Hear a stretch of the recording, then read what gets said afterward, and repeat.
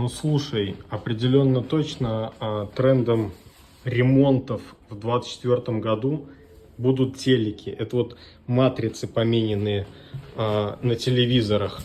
А теперь сами еще телеки.